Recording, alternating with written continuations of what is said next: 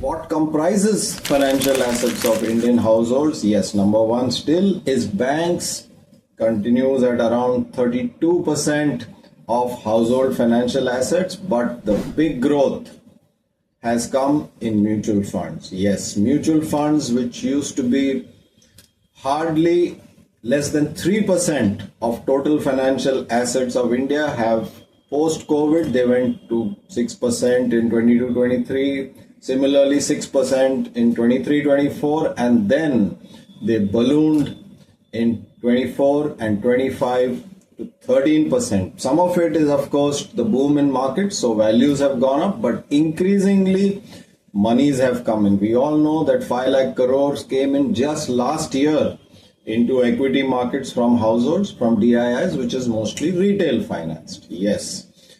So new mutual fund investments grew by almost 6.5 times to 5 lakh crores in 24-25, which used to be, yes, less than 1 lakh crore in 1920, only 62,000 crores tha ye.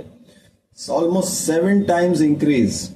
So that is why the share of mutual funds in financial assets of households is now almost touching 12%. Banks 32%, mutual funds 12%, बाकी सारे almost same level पे हैं. LIC, PPF, ये सारे almost same level पे है पिछले 5 सालों में. हालांकि this is fine, but we also know that equity markets are subject to market risk. जब चोट पहुंचेगी तो ये इक्विटी इन्वेस्टमेंट्स को पहुंचेगी, बैंक डिपॉजिट्स को नहीं.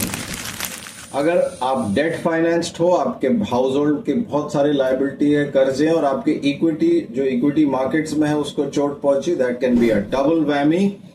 Then what will happen to the Indian economy when you put new money in markets? Please be aware of this. Risks are all around you.